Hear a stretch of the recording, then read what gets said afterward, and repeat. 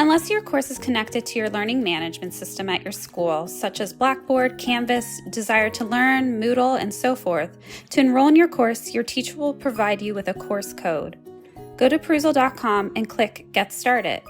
You will have the option to register either through Google Sign-On, Facebook Sign-On, or sign up using an email and password login.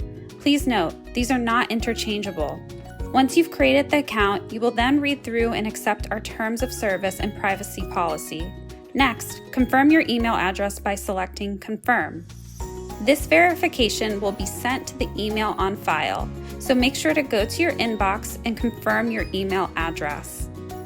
In Perusall, select Create or Enroll in a course. Select that you are a student, and finally, enter the course code your teacher provided. And that's it! If your course is connected to your learning management system, there is no need for a course code. Instead, a Perusall account will automatically be created for you the moment you click the Perusall link the instructor has set up in your LMS course.